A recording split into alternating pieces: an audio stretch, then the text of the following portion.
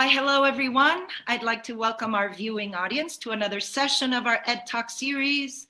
I am Andrea Ferrari, founder and CEO of Whole Schools International, and with my partner, Gabriela Gonzalez Pacheco, our director of programs, we have created this innovative space to inspire conversations around education during these unprecedented times. And yes, education is transforming, and at Whole Schools, we believe that well-being, equity, and happiness are the pillars, are the keys to a change that is sustainable, that is future-proof, and that can face the consequences of short and long term. So we gather here today with our students, school leaders, education experts to guide our educational communities as we co-create the new landscape in education. Today, we are honored to have student voice in our session, in our program. We aim to listen to our student voices. They are unrelenting and clear, proclaiming their power to co-create a society, an education that is more caring, more inclusive, and more just. And to introduce our conversation today, of course, you are all familiar with the term STEM education, that stands for science, technology, engineering, and math. It's been a buzzword in education, yes, for several years. And more recently, the introduction of the element of art into these disciplines has made this framework much more accessible to all students. So in fact, today we have with us Luis Javier, who is an industrial and systems engineer.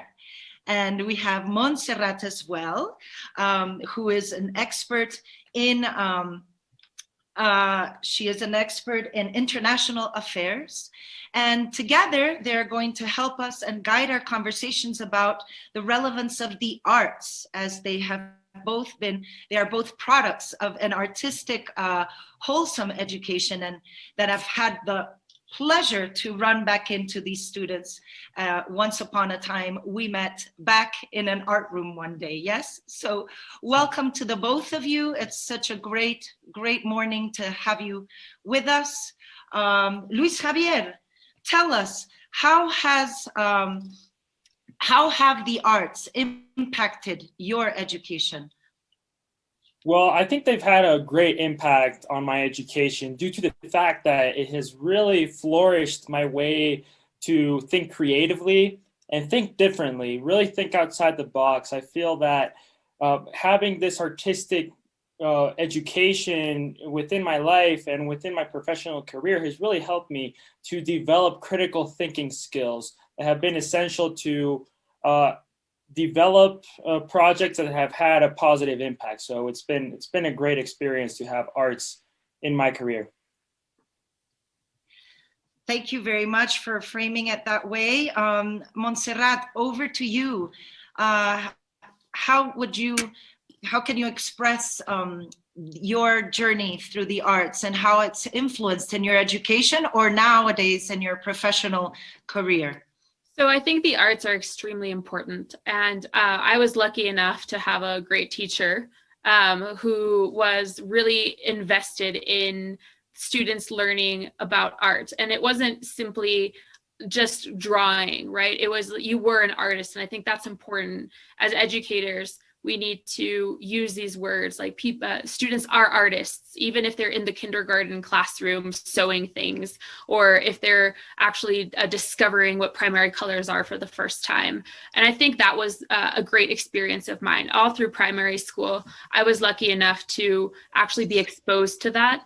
And I think it was really my favorite class. It was a place where I could really expand my horizons. And I think that's something that I know that it's something that I've carried through in my professional career. So then when I was in middle school, I started scrapbooking by myself. And that's something like, it's a hobby, but it's something that I really enjoyed. But even like putting those pieces together later on in my professional career, being someone who is creative, when I founded when the Asociación Mexicana de Debate, was super important to bring on different types of talent and to understand that different talents bring different things to the table. And I think that is also a product of people who are educated in the arts, and have these as their background. I also, as the arts, in high school, I also performed, or even before that, I was in musicals. And that was a huge thing for me as well, right? To be directed, because I think to be a leader, you also need to learn to follow direction. And that doesn't necessarily make you a follower, but it does make you be able to, take direction from someone else and bring in your ideas when those are needed. And I think all those experiences together have really shown me how to bring in different skill sets from different people, but also, as Luis Javier has said, to think critically. I love this notion of skills, right, Gabby? Because it's the topic of our conversation today, how we develop these life skills through STEAM programs and focusing on the arts. Gabby, over to you. Yeah, you know what I was thinking, Monse, when you talked about scrapbooking and that it's just a hobby, but I was also thinking how often, having hobbies, I mean, I'm going to do it quote unquote hobbies, help or stimulate our problem solving minds. It's like when you're stressed and overwhelmed with stuff, but then you go and you do a creative activity that gives you an outlet, and that does help the way that we handle different activities. So I think, I don't know, and I guess this is my question to both of you is, sometimes we lose sight of how intertwined all of these things are, in a way that even though they are not directly connected to what our task may be, they are influencing it and they are improving it. And art classes get really bad reputation of being something, like expendable or not that important or essential. And so I would ask you, what do you think about that? Please, Monse, begin. Okay, so I think art is essential in the classroom. I don't think it's expendable.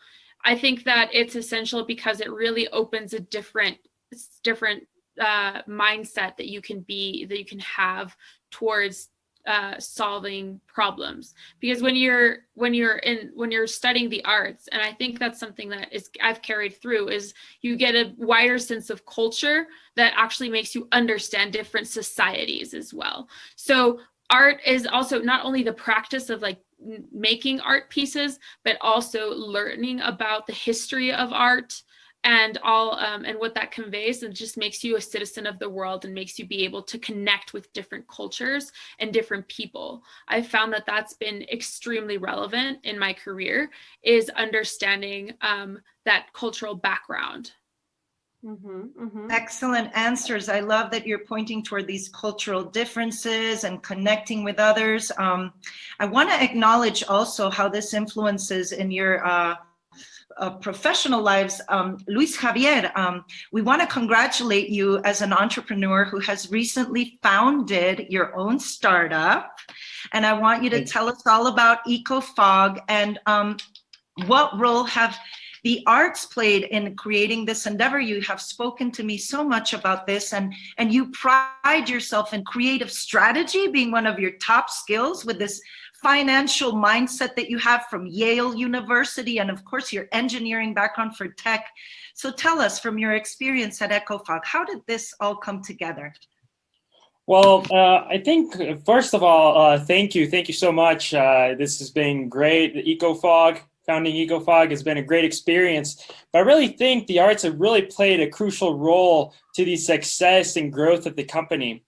It all boils down to different things, but I feel that it's really about how you can present things, concepts, complex concepts in a very simple way. So that's where the arts come into play. And it's really helped out the company due to the fact that, for example, marketing, content creation, presentations for clients, they all have to be done in such a creative manner where it all starts with the why. So when we start with why does EcoFog start off? So we start off with being in sync with nature. So we really are inspired by helping and developing ecologically friendly solutions. And this really has made the company create stuff that is completely different and completely outside the box from our different competitors, showcasing how nature and different products and services can coexist. As well, I think that art has really helped out in explaining all these difficult concepts to grasp that can be very technical, but once you start implementing the arts, where you start using icons, drawings, photography, all this type of variables can really help the client understand your concept, really take action, and really fall in love with the company. So I feel that that has been essential. It has been crucial for the success of the company, and it has also really helped me as a person grow, as well as inspire others within the company to still reach success by coming out of their comfort zone and really thinking differently and wanting to start with the why.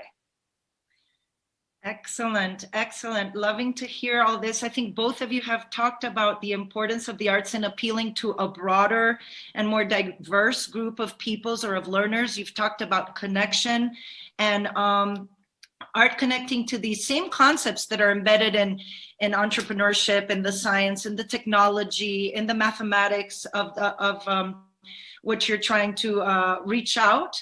However, it does so through inquiry, through problem-based learning methods, using the creative process. I love that you both talk about this creative process in what you're doing now. So, Gabriela, do you want to reach out with another question for Monse and Luis?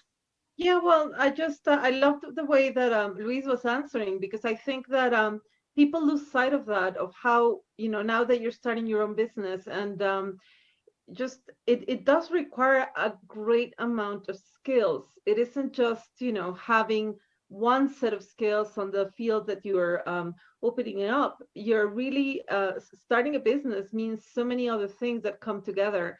So, and I think especially, I guess, for Monse, who has been out there, struggling in the real world, and just figuring out, when we're talking about real life skills, which is something that we named in this topic, which was, how these real life skills just fit into it.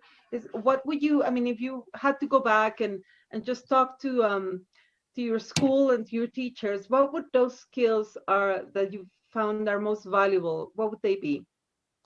So I think some of the most valuable skills are being able to express ideas.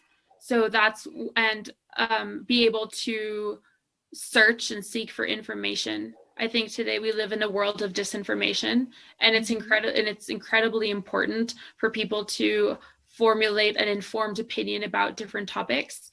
Mm-hmm. And creativity comes into this, because if you look at the sources of media that we have today, there's a plethora of places where you can get your news, and it's incredibly important for young people and just people in general to learn to discern the differences between these different sources. And I think creativity comes into this, because you're not just going to buy the first story that you read, but you're really going to think critically about what it is that you're looking at. And as Luis mentioned, like, I'm venturing now into the science, technology, and international affairs realm. And a lot of where artificial intelligence comes from actually is a mixture of psychology, a mixture of technology, of course, but a lot of these creative aspects come into play. It's not just algorithms that program themselves. And this is super important, like semiotics, right? That's also like a really big thing. So the person who's on the other side of the computer is not simply, it's not like killer robots are just going to come and take over the world. But people often think about that with artificial intelligence, but it's really someone who's being creative on the other side and translating that and then that's how it comes across to the other side of the computer screen, or the different AIs technologies that we're talking about. So I think that, and this links back to, into the creative part that you asked, if I were to go back and like ask teachers, it would be definitely a way to integrate teams in a creative fashion that allows people the bandwidth to do and to be, not simply follow directions. I know I said follow direction is important, yes, but also having a personal freedom within whatever it is you're doing. And I think that personal freedom you're talking about, Monse, starts as in the elementary classroom, in the art room. Do you guys remember when we did collage and you had like an array of like, there were at least 12 to 15 trays of like shiny papers with patterns, papers that had texture. You were given this little background that was about this big, and you were told, okay, with a little tray, now you went in line and you chose your pieces. There was order, there was structure. And the aim there was that through choice, and I mean, get this word, and you've been talking about this all along, choice. We have the creative element is about making choices and articulating your likes and your dislikes. As you said, we have a plethora, so much that surrounds us every day. The stimulus is never stopping, but it's up to me, right? And the connection with my inner self, with my creative self, to make those choices, informed decisions as we get older. And we're in our master's programs at Georgetown University, or we're the founder or president of the Asociación Mexicana de Debate, or I'm the founder at EcoFog. I mean, come on, guys. We're talking about making these informed creative choices. And so I bring you back to the art room. Let's meditate for a second and go back there with our little trays. And we're talking about something as simple as that. We need to look at the arts as being at our core, as providing, as Gabriela was saying, these essential skills, because when we, create our own business and we're out there, it's about so much more than having those financial skills, or that look at the, investment markets and all those things that you were talking about, the algorithms and the artificial intelligence, right? So I just had a really happy moment going back to the art room with you. And it's all about that, right? And how we, during these times of remote learning and the pandemic and the crisis, how we can come back to something as simple as that, as making choices, and how the arts lend themselves to those experiences that will then accompany you as young adults that you are now, and guide you in always keeping to your creative selves. So I have a question from the audience. I'm so excited. Here comes this question. Wow. Okay.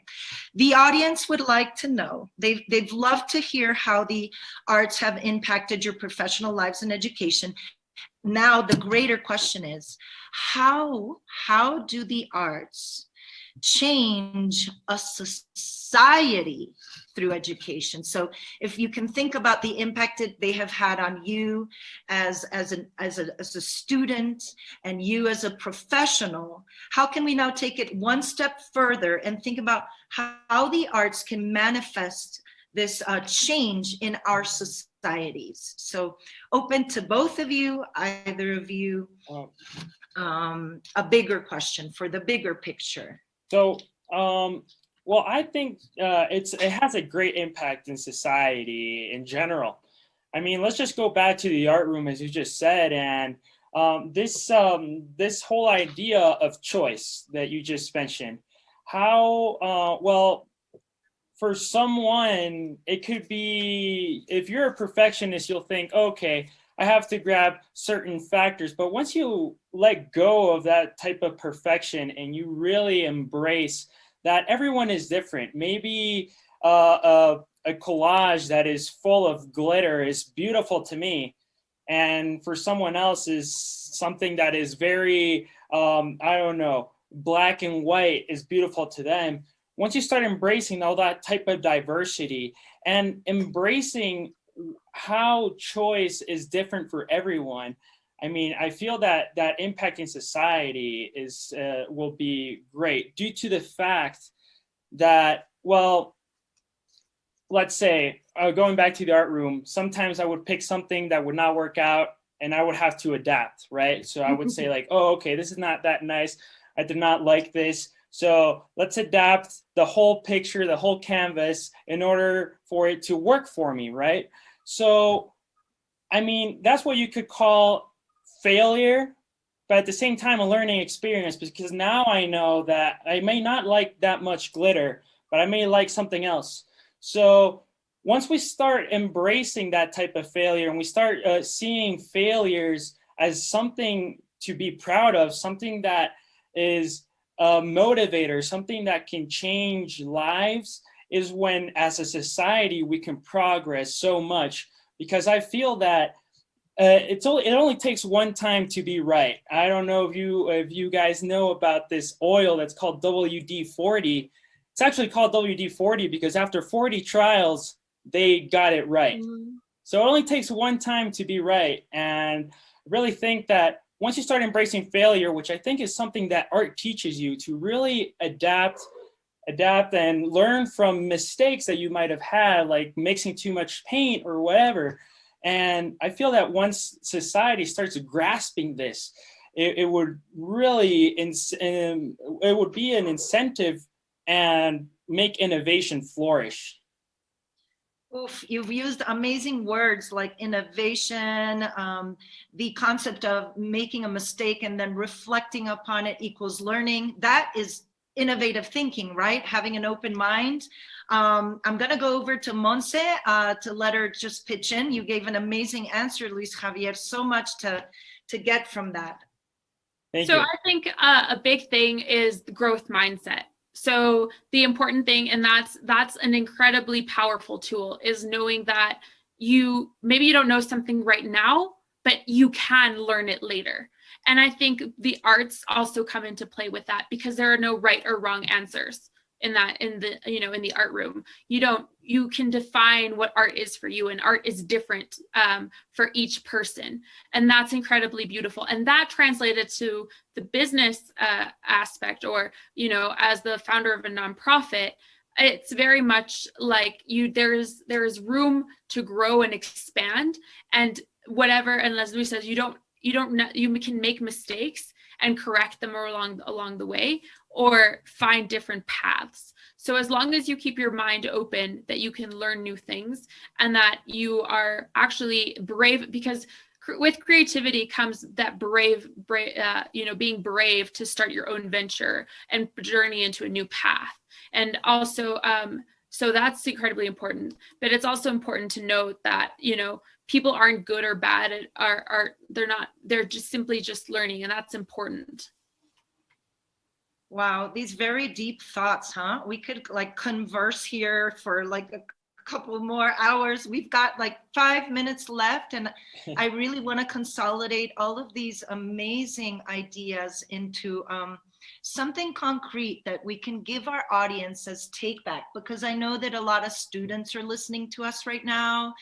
I do know that teachers are listening to us, and school leaders are listening to us, and parents as well. So I'd love to ask you, what sort of advice would you give to those kids that are still in school now and that are struggling with finding inspiration? Or maybe what sort of advice would you give to those students that are about to graduate, that are seniors in university, and they're taking the next step right into the workforce, the labor force? So what can we tell them and guide them a little bit and towards this journey that you guys have shared such a wonderful upbringing with the arts, and not only that, but you share your siblinghood, and you've got so much in common, and yet you're so distinct, you're so unique, you're so different, and you're products of this amazing journey with the arts. So yes, a piece of advice that you might leave to our viewing audience, something you've learned from a mentor, somebody that you'd like to quote. I know you're Tomás Alva Edison, Luis Javier, and Montse. Certainly you have so many others that you can share with us today. Over to you guys.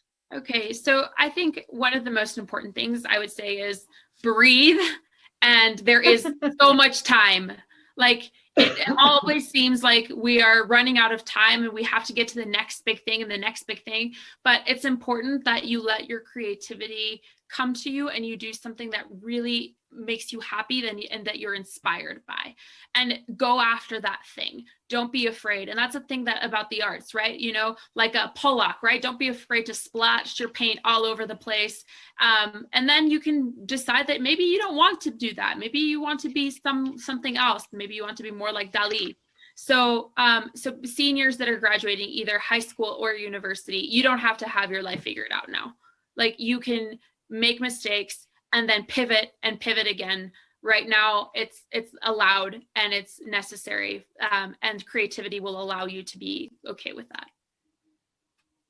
I totally agree with you, Monse. I think adding towards your point is that I'd say my best advice for people is to read. I think that that's the great place for inspiration. Once you start reading different topics that not necessarily have to make any sense with what your major is or with what you're good at. I think once you start getting out of that comfort zone, you start to embrace different cultures and different things. And maybe you'll get inspired to see something which you can think, as Thomas Edison said, there's a way to do it better, and then finding it, right? So I think my best advice is to read, but also question all assumptions, right? So every assumption that is told to you is just question it, really be a curious person, embrace your curiosity. Asking questions is always good. So I think that it's always asking yourself questions, getting up and learning from your mistakes. So once you start failing and once you start learning from those mistakes, you'll grow as a professional and as a human. You've failed a lot. It's just persevere. You never know when the next attempt is going to be the right one and the winner. So I think this is the most important things I could tell someone. And really, embrace your nature. And as Monse said, breathe as well. You will be fine. And really, be inspired by anything and anyone. Wow, this is massive inspiration to all of us on a Wednesday. We're loving this. Listening to your voices really, really do give us a lot to go on. You remind me of one of the great gurus of creative thinking and creativity, Sir Ken Robinson, who recently passed away. We do want to honor him because he was very keen on the fact that schools sometimes kill creativity, and a lot of times just teaching students to one right answer is what takes away from that creative urge and that curiosity that you're mentioning, Luis Javier. But so yes, let's prize divergent thinking. Let's find different ways of doing things. And yeah, it can start with something as simple as making a collage in the art room, having all that choice and just, finding yourself, your own expression. I love what you said about being in tune with your inner self. And certainly this pandemic and this crisis has made us be more in tune with that pause that Montserrat talks about breathing and just, taking that moment to be in touch with our inner self, with reflection. So we love this. I hope that all of you out there listening are taking as much away as we are today at Whole Schools. Would love to reconnect with more of us students that are out there in the field. Please reach out. We do aim to project student voice. And thanks to both of you to reminding us today of what is essential and what is important as we're on our journey to discover our own personal missions. Thank you, Gabby, with your thought-provoking questions today for guiding our students. And thanks to the production team. And you guys have a great rest of your week. We'll be in touch very, very soon. A hug to you from Thank you. It was an honor. It was an honor to be here. It was a pleasure. It was great. Thank you so much. Bravo.